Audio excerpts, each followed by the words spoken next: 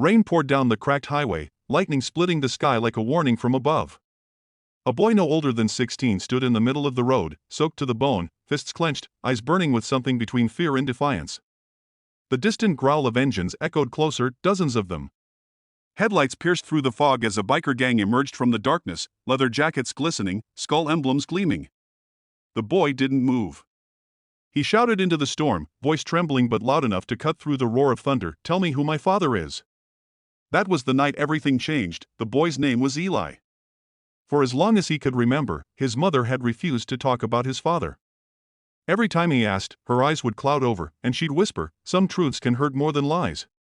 When she died suddenly, her heart giving out in the middle of the night, Eli was left with only a faded photograph, his mom, holding him as a baby, standing next to a tall man in a biker jacket with a roaring eagle tattoo on his arm. No name. No clue. Just that tattoo. Desperate for answers, Eli ran away from the foster home that took him in and followed every rumor, every whisper. The trail led to a rough border town where people spoke of a biker gang known as the Ravens.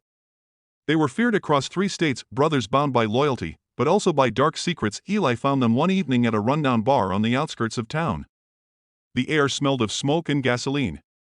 As he stepped through the door, the room went silent. Every man turned to stare.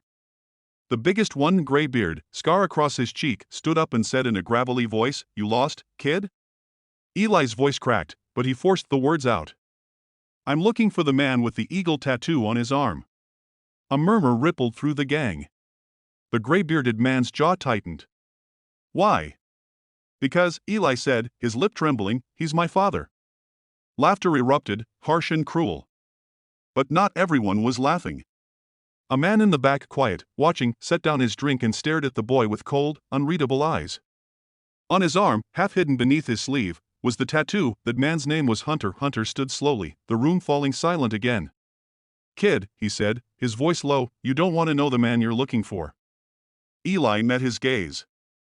"I have to." Hunter sighed, like a man haunted by his own ghosts. "Come outside." They stepped into the rain. Hunter lit a cigarette, the flame flickering against the wet air. "Your mother's name was Sarah, wasn't it?" Eli's heart skipped. "You knew her?" Hunter's expression softened for the first time. "Yeah. I knew her." He looked away, his voice cracking slightly. "She saved my life once." Eli stepped closer. "Then why didn't you come back for us?" Hunter froze, the cigarette trembling in his fingers. "Because I couldn't. Not after what I did." Before Eli could speak, a black SUV screeched to a stop down the road. Men in suits jumped out, rival gang members turned enforcers. Gunfire erupted. Hunter shoved Eli to the ground. "Stay down," he shouted, pulling a pistol from his belt. Bullets tore through the rain as Hunter and the Ravens fought back. Eli watched, terrified but unwilling to run. He saw Hunter take a bullet to the shoulder but keep firing, protecting him like his life depended on it. When the shooting stopped, the attackers fled, leaving bodies in silence behind. Eli crawled to Hunter, who was bleeding badly. "You're hurt." Hunter groaned but smiled faintly. "You've got your mother's eyes." Tears blurred Eli's vision. "Tell me the truth. Are you my father?" Hunter looked up at the stormy sky. "No," he whispered. "But I made a promise to your real one to protect you no matter what." Eli's heart twisted. "Then who is he?" Hunter hesitated. "Your father was the man who founded the Ravens. He wanted to get out, to live clean. But when he tried, someone betrayed him, and I was part of it."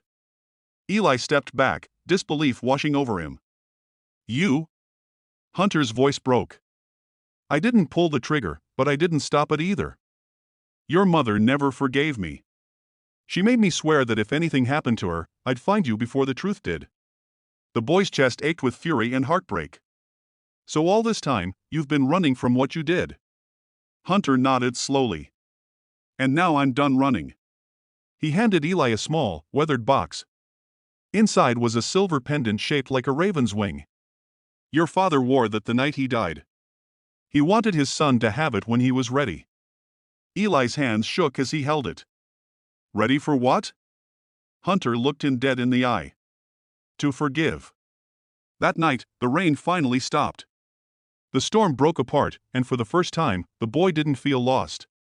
He buried his anger along with his tears. Hunter survived his wound, but the truth between them could never be undone. Years later, Eli returned to that same road, older, stronger, with a motorbike of his own and the raven pendant hanging from his neck. He founded a new group, not a gang, but a brotherhood that helped lost kids like him find family again, and every time someone asked why he did it, Eli would smile and say softly, "Because someone once faced a storm for me when I needed answers, and showed me that forgiveness can save even the most broken souls." The camera would pan up, following Eli as he rode down the open highway, free, wind rushing past, his voice echoing the words that started it all.